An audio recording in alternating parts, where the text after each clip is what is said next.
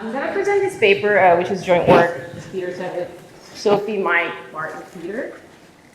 Its title is Attitudes Toward Artificial Intelligence and Globalization, Common Microfoundations and Political Implications. Okay, this is not working. Just use the...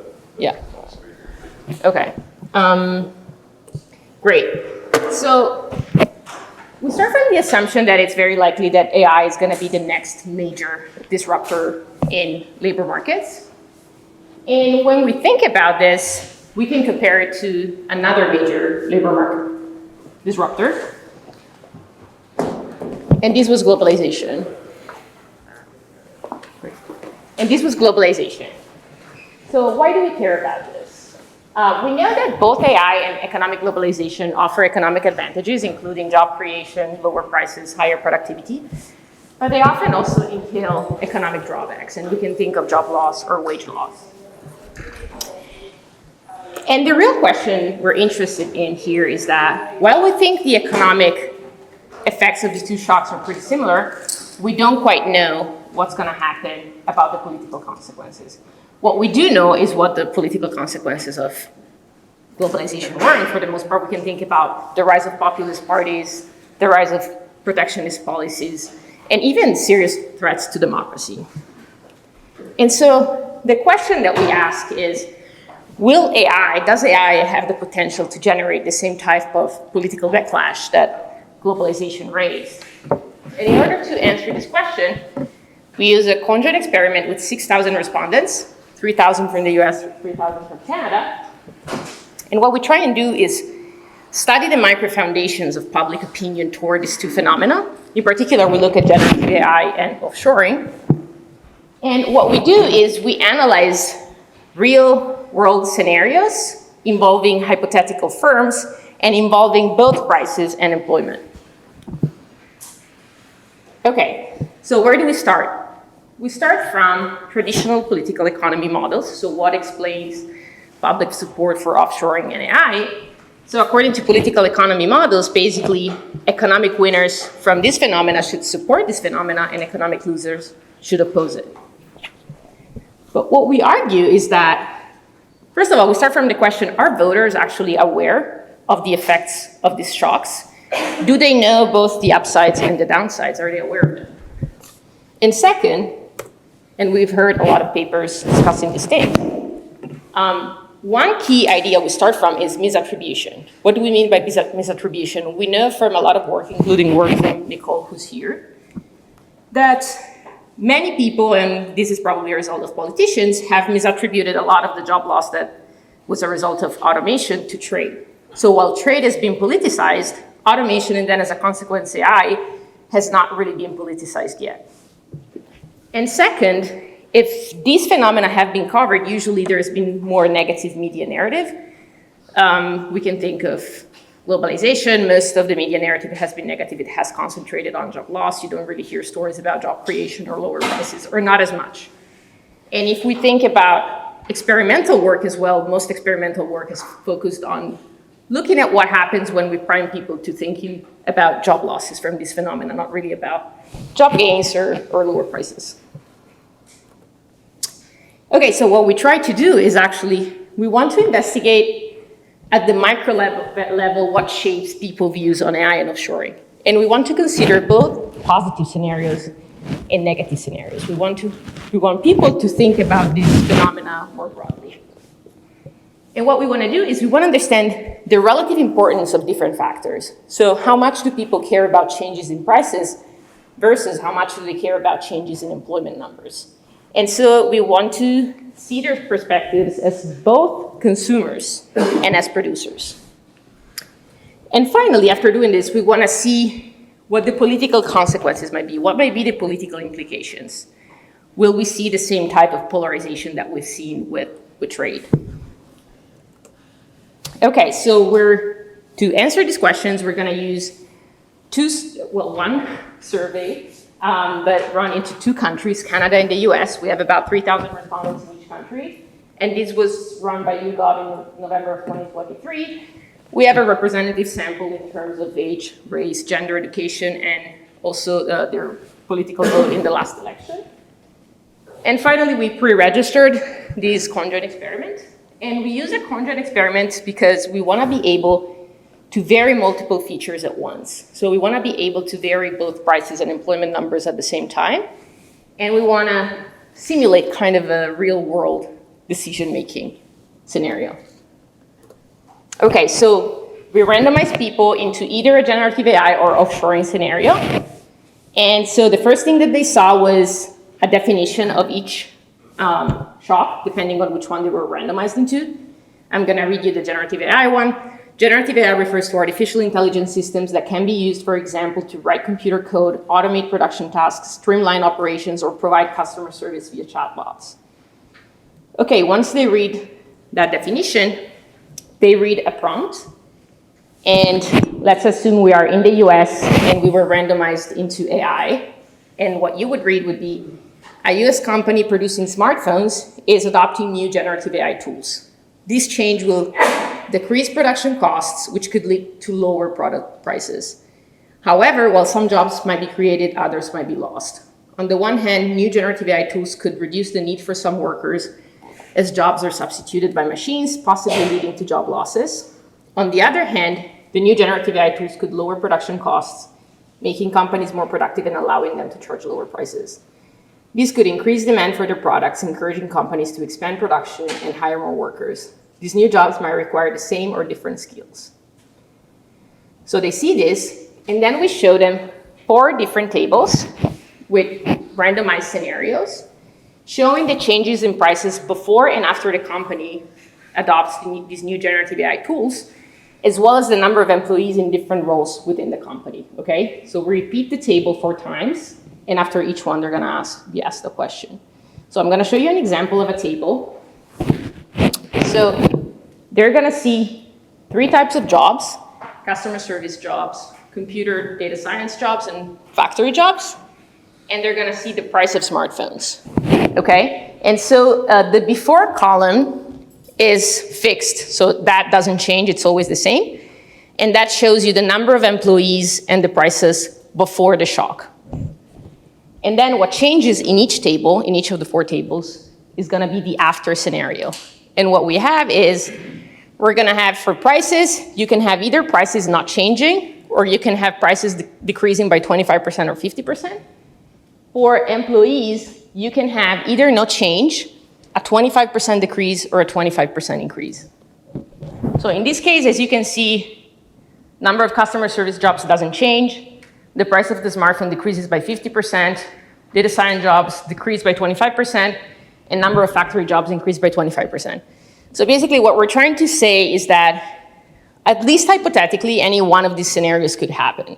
And we want to see how people react to each one of these. So after each table, we ask them whether they support the company's decision to adopt new generative AI tools. Okay, so let's move to the results.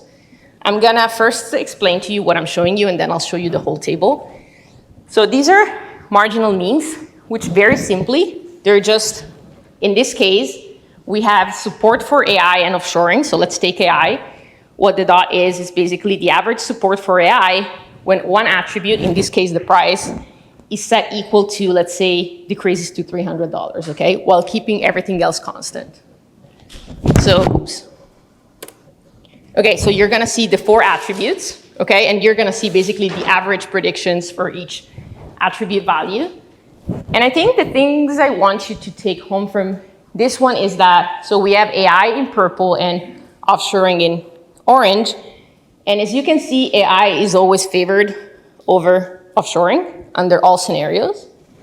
I think the other very interesting thing that you cannot see from the marginal means, but you can see in the paper from the average marginal component effect, is that people are rational in the sense that they respond rationally to these numbers, but there is no difference between AI and offshoring.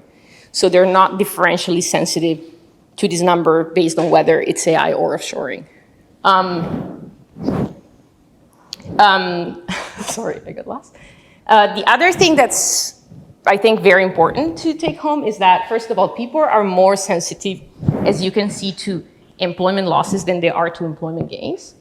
But I think the striking finding is that people are always more sensitive or as sensitive to prices as they are to employment changes. Okay, now let me get to the political implications of this. So we decided to look at the effects by party, both for the US and Canada. We're going to start from the US. We're going to start from AI. And what's particularly striking here, we have the Democrats in blue and the Republicans in red, is that Democrats are always optimistic. Even in the negative scenarios, they never quite cross the neutral line of 3. Okay, so from this, it looks like there is no way they're going to be against. For Republicans, I think what's interesting is that they're also quite supportive, but they're never as supportive as Democrats. But they become neutral under negative scenarios, which I think can indicate that there might be some potential for opposition. Okay, I'm going to move quicker on offshoring. What's interesting about offshoring is that, again, support is lower than AI, but Democrats are more supportive than Republicans. I think what's very interesting here, at least for me, is that we might think, especially in the US, that we know that Republicans now tend to be more opposed to trade than Democrats, but here they are moving. So while they are more negative, they become neutral when they see positive scenarios. Okay, Canada. I'll go quickly, because only probably the few Canadians here are going to be interested, but I think... so in Canada, there are 3 main parties that we're looking at. The Conservatives, the colors are switched compared to the US, so the Conservatives are blue, the Liberals are red, and the NDP, the New Democratic Party, is a left-wing party. And I think here the striking feature is that, first of all, Canadians are not as excited as, at least Canadian Liberals and Conservatives are not as excited as American Democrats. But the big difference here is that Canadian Liberals and Conservatives feel pretty much the same way about AI. And so does the New Democratic Party, except for some differences. So you don't see the same differences in Canada as we've seen in the US. And it's kind of the same, a little bit boring, maybe also for offshoring, right? No real differences, especially if we compare Conservatives and Liberals. But in Canada, like, trade is much less of a politicized issue than the US, so that might explain it. Okay, let me summarize the findings and then just spend 1 second on the implications. Again, while the levels of support for the 2 shocks differ, citizens are responsive to the same features for both shocks. There is a clear preference for AI, at least at this moment in time, over offshoring, and this is especially pronounced among US Democrats. We see that there is more varied support among Republicans and Canadian respondents, and I think this could indicate that actually AI's immunity to opposition is not absolute, as we might have thought. And finally, there is more support among Democrats and Canadians for offshoring than Republicans. But while Republicans are skeptical, they do move.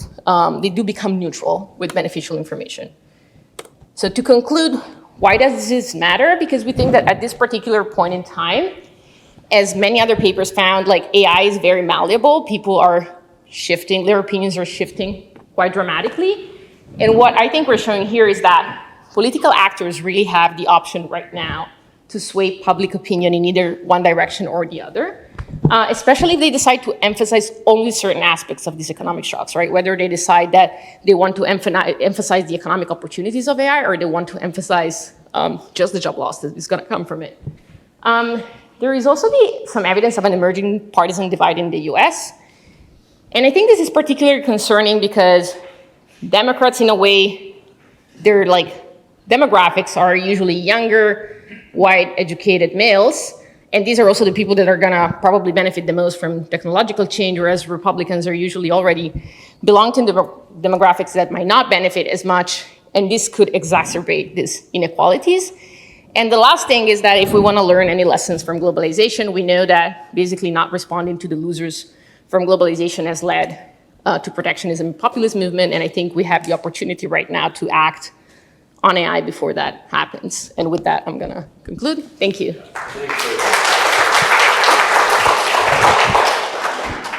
Questions for Beatrice? We'll give you the microphone. Yeah, we're good. I can speak.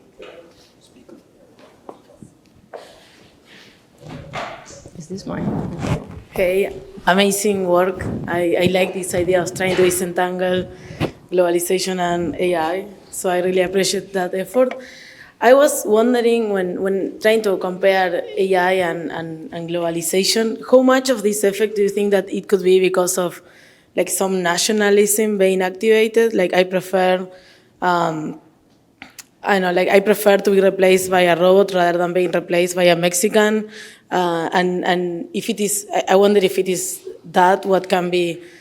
Maybe you don't have a way to empirically prove that, but if you can think about that, like if it can be like this nationalist idea that I will prefer to be replaced by a robot rather than some foreign low-skilled person that is worse than me, whatever. That's my thinking when I was reading and looking at this. Yeah, great work. Should I respond? There's another question that are pressing. Let's go to Nicole. Okay.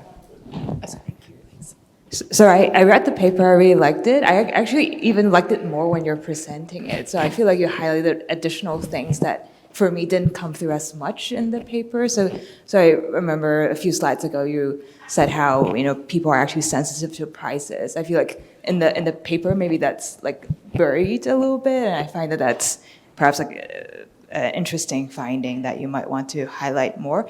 And the other thing, I'm just curious, why do you think that Democrats are so pro-AI? And this is not the first time I hear this over this week. And I think like Toby's paper yesterday using European data, they also find conservatives to be more anxious about it. So maybe there's like, of course, the Canadians are different here, but so I just wonder what you might think about why are Democrats so happy about that? I'll let you go on those two. Okay. Like clear questions, then we'll go back. Okay, so thank you so much for your question, Valentina. I think that's a very good point about, and I think a lot of the people in this room have answered that question or have tried to. They've used experiments where they randomize whether the robots, for instance, are foreign or national.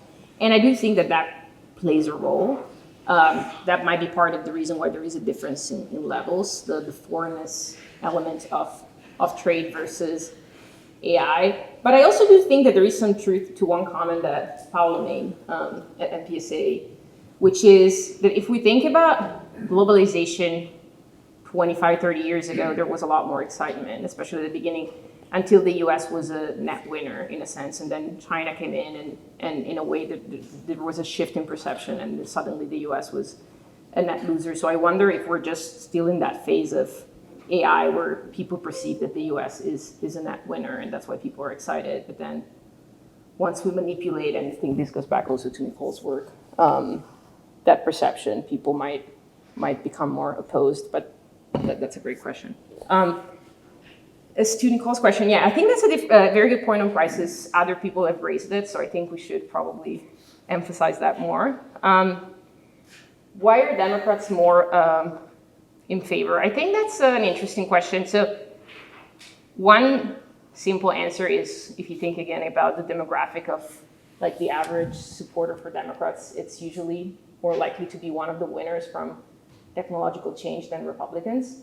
And I think another answer is Victor has a paper on how actually most innovation hubs, innovation areas have always been voting Democrat, and so that there is a relationship between technological progress and voting Democrat. So I think it's like a demographic effect. But I think there's something interesting there, especially going back to Scheer's paper about the fact that Republicans seem to be more likely to be opposed to regulation. Let's go to Kevin. Sorry, Aina. Sorry. Thank you. Great paper and very well presented. So I really enjoyed listening. And I'm aware this is pretty much in the standard narrative, also in political economy and trade versus AI and what happened with trade. But there's something just a bit odd to me about both the choice of comparison, but also the standard narrative, where because trade, you had a lot of politicization in 2000 with Seattle, the protests in Prague, blah, blah. And then politicians just didn't listen in a way, no? And then you had a reaction, but like many years down the road. And so when these effects were realized, we are now in a bit of a different scenario and a different moment of the kind of shock, no? So like it took 20 years or so to start having consequences. Now, like the comparison is AI, which is happening right now, but why wouldn't be the relevant comparison what happened to like computers and PCs and so on, that it had a long time.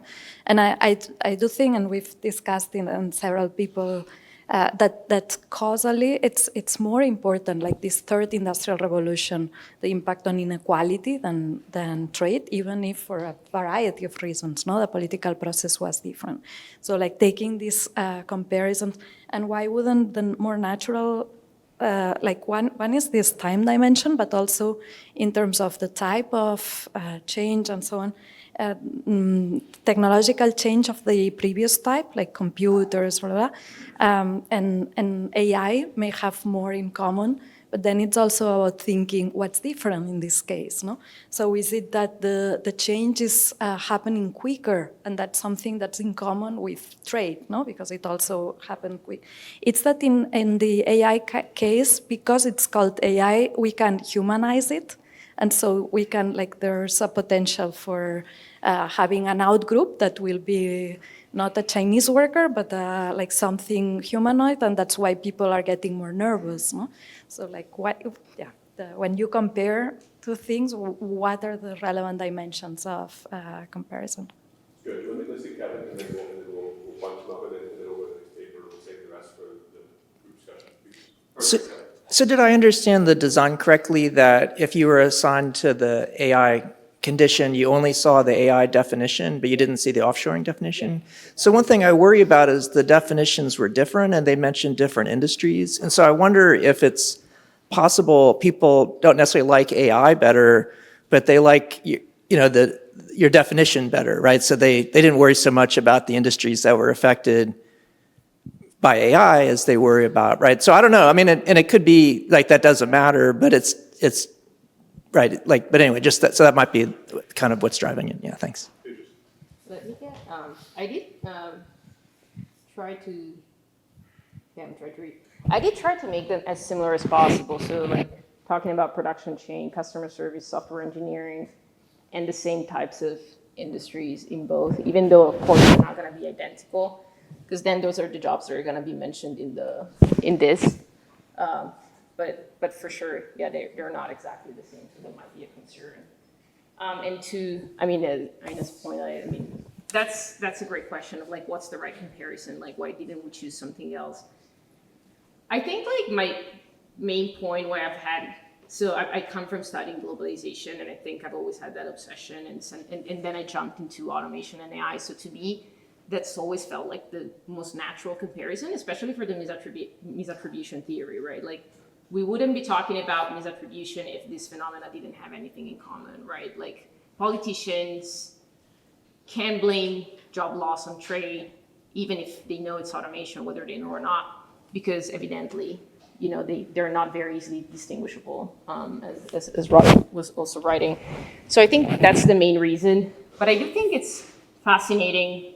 It would be fascinating to also compare it to other types of shocks, and for instance, just the computer revolution, and why also that never became politicized in a way. Is it really just the foreign element? I'm not sure that it's just that. I do think that there is some like effect of probably like a latent zero-sum thinking among the population that gets activated more easily with the foreign element. But yeah, that's a good question, so I'm gonna stop. Thanks very much. A big round of applause. Thank you.